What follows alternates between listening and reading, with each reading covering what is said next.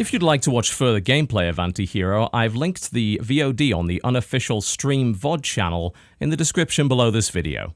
Ladies and gentlemen, my name is TotalBiscuit. I'm here to ask and answer one simple question. WTF is Antihero? This is a game in which you run a Victorian-era thieves guild, and it's developed by a fellow called Tim Conkling, published by Versus Evil. Very small project, but one that I've kept an eye on since PAX last year, where I got to play a demo version of it, and it was right up my alley for a number of reasons. The theme is a very compelling one, especially as somebody from Britain in particular, and I'm something of a fan of board games, as you're well aware, and this is essentially a digital board game designed purely as a digital board game. It's not a conversion of anything, taking advantage of the digital medium. And for those who are into board games and know what's going on with them, they might recognize the term worker placement, which is what this game essentially is. You're acquiring different kinds of units which can then be placed in different locations in order to earn resources.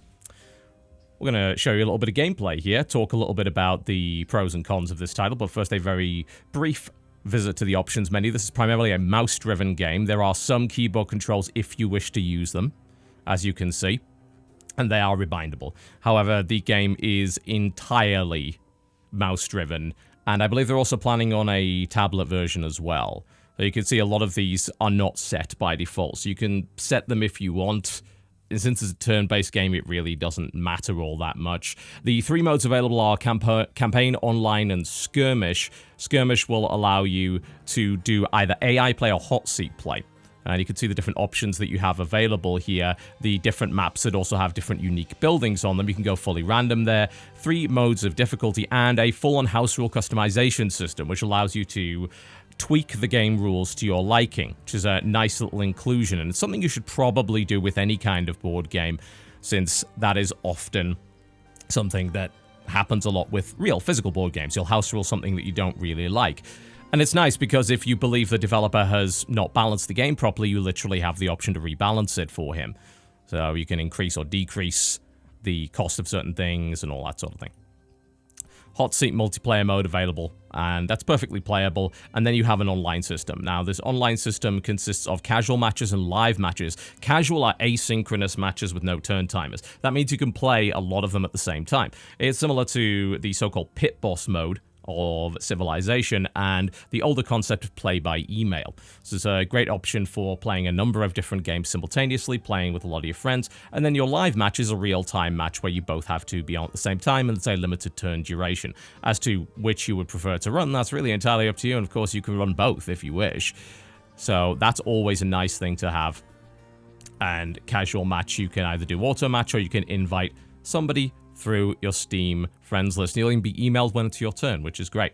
It's a very nice little feature. You've got the leaderboards there, as you can see, and these are for those that play properly. You can even see, oh, who's that? It's my face. They included myself and Jesse as unlockable little avatars, and I'll show you the codes for it towards the end of this video, so do hang on if you'd like them. They're all free, of course. Okay, we'll jump into the campaign. That's going to demonstrate a lot of the mechanics for you, and it'll show you what value there is to it if you're not interested in these 2 modes. That said, I will say it's a relatively short campaign. It's replayable due to the different difficulty modes. The first couple of levels primarily serve as a tutorial. So let's dive in. There's a couple of different characters and there is a story involved, and each one of these missions has some different spins on it.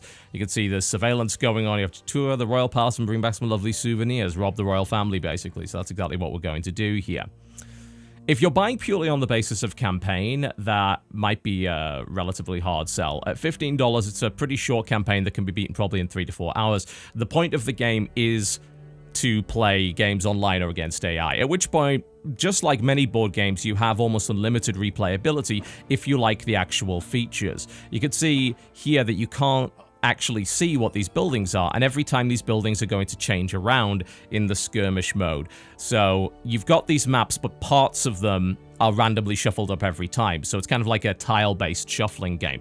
So you will get that replayability even on the same map, and the rules are going to change. In this case, if I send thugs to capture active guard towers, if I have all active towers captured, I can burgle the palace for 2 victory points, and I must burgle it at least once to win. That is a rule set that is generally not in the skirmish mode, but if you saw the skirmish mode, the palace rule set is also available to play, both against AI and against real people if you wish. So if you do really like what's going on here, that's great.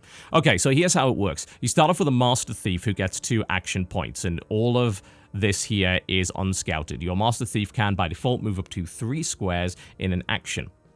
Now, what you're going to want to do is use your master thief to scout areas, and then, using money that you gain from burgling houses, recruit minions to make use of these things. So you can see right here, this is a trading house. If I go and burgle it, that scouts it out and gets me 2 coins. Now, I'm thinking to myself, what do I use the final action for? Well, I could move here to scout this area. Bear in mind, I can only move 3. If I scout this area, that's great. I'll see what that building is. And you've got to be very careful with how you use these actions. You will be able to get more actions later through the research system, and I'll show you how that works in a sec. So I've scouted those 3 areas. Next turn, I'll be able to scout this and infiltrate it. But I do have this trading house. Well, what do I do with the trading house? I need urchins in there. But first, I have to unlock the ability to do it. So I use my guild hall here. And these lanterns are your currency for research. You, by default, get some every time you hold a trading house, and you can find various ways to get more. And if you're kind of stuck and you don't have a lot of money, you can do what's called taking charity instead of an upgrade. You can either have 4 gold for free or 2 lanterns. Now, you might notice down here, bribery. What's that all about? Well, it's part of the victory conditions required to win, and I'll explain that in a second. But we're going to take cooking so that we can get urchins. Now, I can buy 2 upgrades in a turn, but they will increase in cost. So if you want to do a big tech-heavy strategy, you're going to have to build up an economy that's generating a lot of these lanterns. When you research that, you get 1 free urchin. Urchin is now being sent to infiltrate the trading house. He's now going to generate 1 lantern per turn. If I get 3 urchins in there, it's going to generate 2 lanterns per turn. I'm going to take full control of it. You can see the little pips there represent that. And different buildings can be infiltrated and held by different kinds of minion. But of course, they can also be invaded by different kinds of minions. So if I research, say, the truant officer, sent it into that building, all the urchins would be immediately taken away in a truant van, which is horrible. But that's the sort of theme that they've got going on here. So I can't really do anything else this turn. And you can hold on to everything for next turn and save up. So that's exactly what I'm going to do here. Your Master Thief goes back to your guild every single turn. So that's what limits your ability to explore. And it also means that your Master Thief becomes safe from getting screwed over through traps and such by moving back. Now, I know that there's some sort of agent here, but I don't know what it is. So I'll have to have a look at that. But first, let's think about research and what to do here. You'll be recognizing immediately if you're a board game player, oh yeah, this is sort of a classic worker placement style game. I'm thinking what I'm going to grab is Scout. Now, Scout's going to let me take an additional action. There we go. Very nice. And that'll mean more money, which hopefully means more urchins, which hopefully means more lanterns. I want to know what this is first. I can't attack yet, but I will be able to get that momentarily. The thing is, if I just go and burgle this, I'll probably see it as I move past it. So, we'll check it. That doesn't scout out that area, but hey, I found Strange Fellows Club, which I can burgle and I can take control of to reduce the cost of thugs and increase the HP of gangs. So all of the control of all of these different buildings and this area control style is going to enable me to do different things. That is an NPC unit. They sort of move around the map and impede you, but you can kill them for level ups on your gang members and so forth. So it's usually a pretty good thing to do. I have 1 more action. What can I do with it? I could burgle the Strange Fellow Club again for probably 1 gold. I do need another urchin. And really, this is all about straight up optimization. Like, you could probably figure that out quite easily just by looking at it. If I buy an urchin, if I could get 4 more coins, I could get a second one. And as you build that economy up, you're going to be able to do more and more and more. My first priority is filling up this trading house so I can get 2 lanterns a turn. And then maybe I can grab an ability that lets me kill that dude and get everybody up and running. And deciding on what to do with these limited actions is the strategy of the game, and there are various different ways to do it. Some things are sort of objectively optimal, and some things are decisions that you'll have to make. Now, scouting out that area may very well give me more options, but I don't necessarily know that. There's a little bit of risk involved. All right, I will not be able to afford anything extra this turn, so submit the turn, and that is that. So you can see how this goes.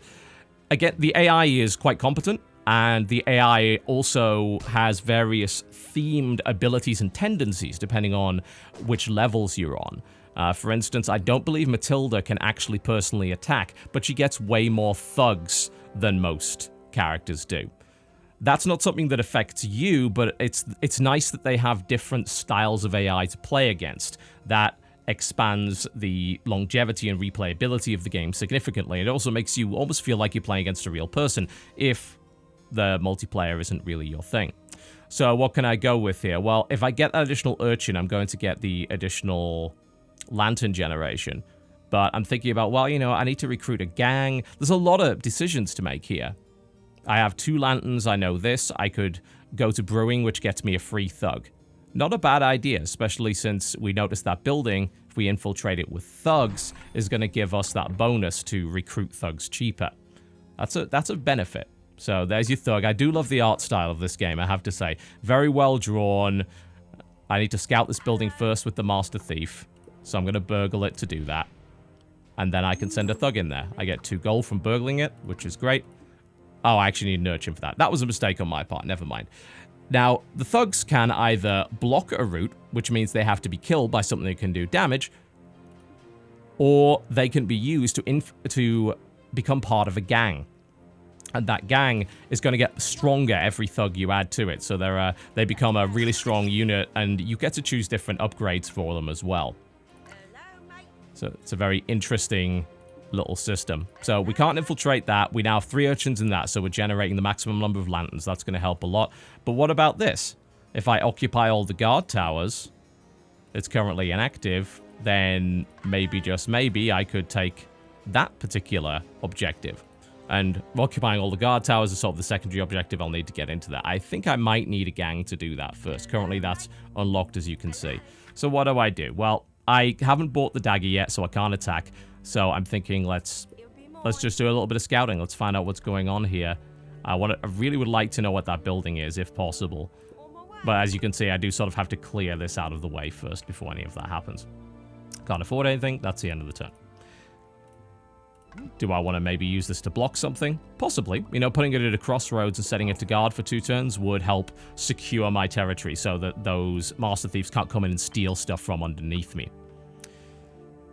So far, so good, right? Yeah, I am a digital board game fan, as you're well aware. I think the mechanics of this are very sleek and the theme is strong. It's not a pasted-on theme. It's a theme that is fundamentally integrated with the mechanics of the game, and it's something that works very well digitally. Could you do it physically? You could, but a lot of the tracking might become a little bit irritating, and adding that asynchronous multiplayer mode is a very strong selling point, as far as I'm concerned.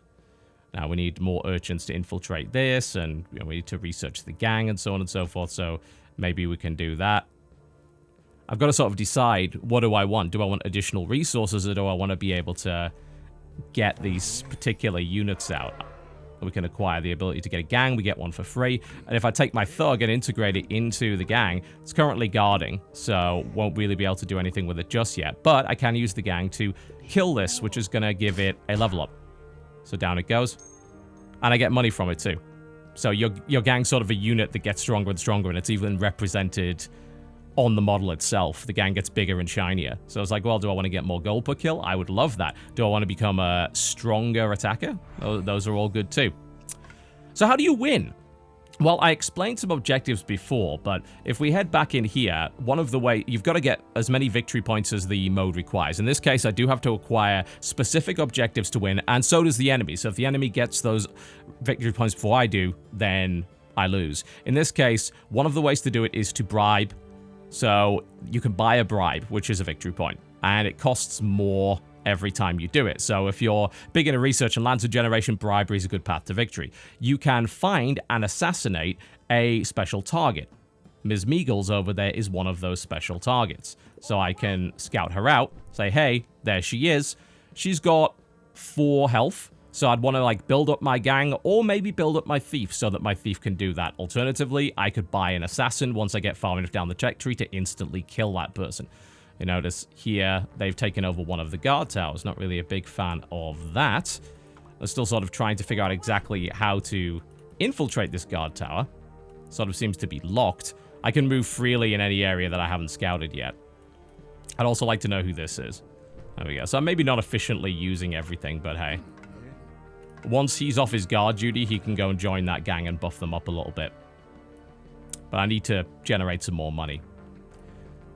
So far, so good. So are there any faults with it? Well, as I pointed out, it's basically a digital board game. So if you're not into that sort of thing, and you treat it more as a turn-based strategy and less as a board game, you may have some issues with it. I think, you know, there's a strong enough crossover between the two, and the way that this is being designed is, yes, it will absolutely play off as a turn-based strategy game if you want it to be.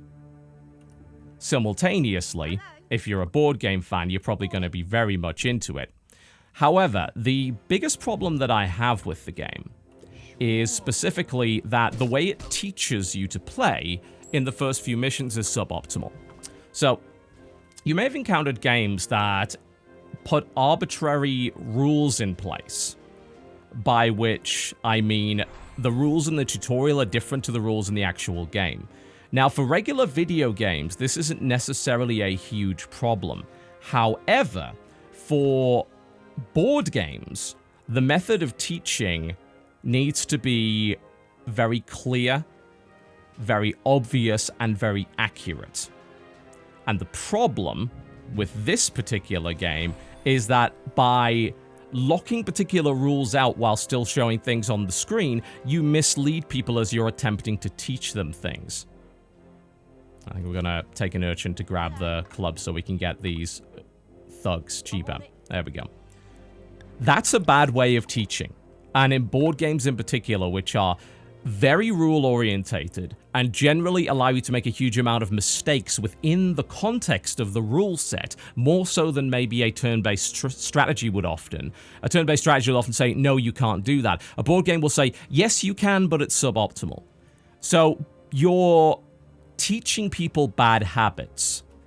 One of the examples is early on in the game. It shows you how the resource system works, and yet it doesn't teach you that you can buy multiple upgrades in a single turn, even if you have enough lanterns. So there's a scenario, I think, in the second level, whereby you have like 4 or 5 lanterns, and you could have bought 2 upgrades, but the tutorial doesn't let you do that, and doesn't properly tell you, actually, in the main game you totally could, it's just for the purpose of the tutorial you can't. So that confused me briefly. It's like, oh, so I can't buy multiple units in a turn, or I can't buy multiple resources in a turn?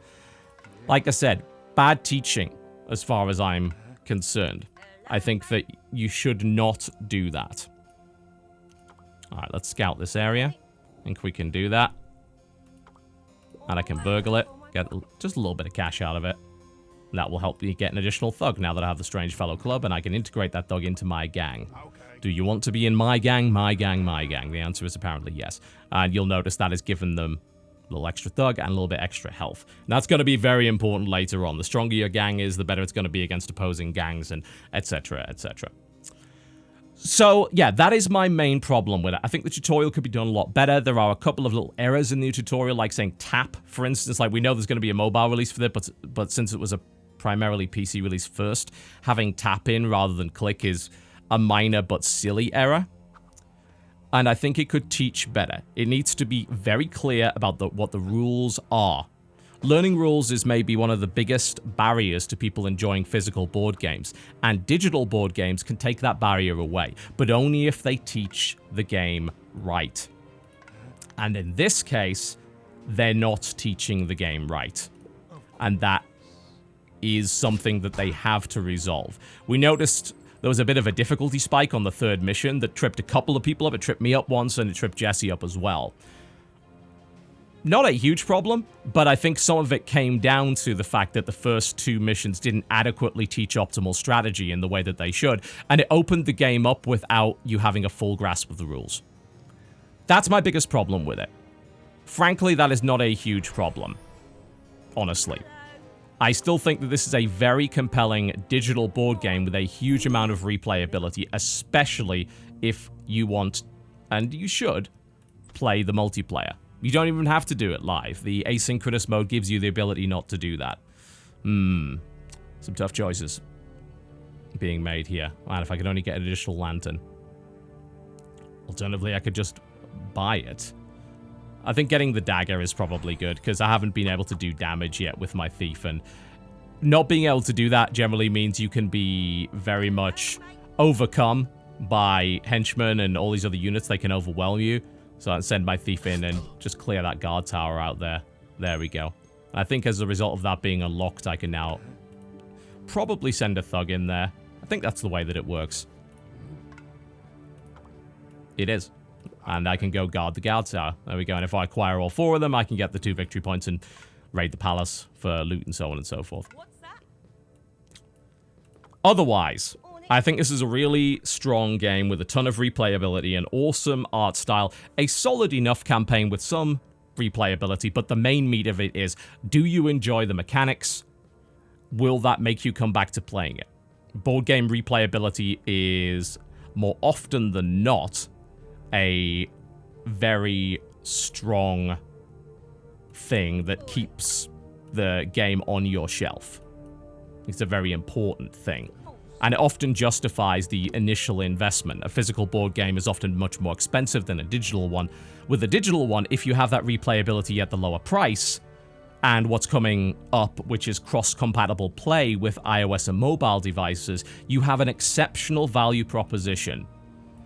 It doesn't necessarily take the full advantage of the medium. It's like you can do a lot more with animations, you can do a lot more with presentation, but I think the presentation is where it needs to be. It's clear, it's obvious, and that helps reinforce the rules. And as someone that plays a lot of board games, I enjoyed the depth, but I've also heard from people that don't play a lot of board games that they themselves really enjoyed it because it was an easier game to get into than some of these more complex, heavy games. I would love to see more digital board game styles things developed for PC and mobile platforms. I really genuinely think that is the way to go, and there are some great things that you can do as a result of that. And hey, I can finally afford to buy 2 things in one turn, getting the Saboteur, which can lay down a bomb, which can stun and essentially defend your buildings, and I even get one for free. So it's like, oh, there's a thug coming this way. They might be thinking about maybe hitting up my Strange Fellows Club. I can see where they've scouted, by the way, by looking at the footprints. I can go set a trap there, and if anyone tries to run in, then they will be stunned for a couple of turns, and I can eliminate them. Use my gang, maybe to kill this guy off to level up yet again. And I just think there are so many different strategies available. The one that I'm playing right now, focusing on leveling up my gang, is not the only one you can do. And that's demonstrated by the fact that the AI is able to effectively play different styles and beat you with them. That's excellent as far as I'm concerned. Now I've got him up to enough damage where I can go and hunt down Ms. Meagles and kill her straight up. Which is very, very strong. Go and burgle that. There we go. It's very engrossing. I would highly recommend Antihero to anybody that has even a passing interest in digital board gaming. I would also recommend it to somebody who's looking to get into board gaming as a solid gateway. Just bear in mind that that initial tutorial can be misleading and that may result in you tripping upon rules that you will then later have to relearn. That is what I hope they fix in future patches. They could just take a look at it, do another pass on the tutorial, and make it better. Now, I did promise that I would show you a couple of secret codes to unlock some little bonuses. Okay, I can do that.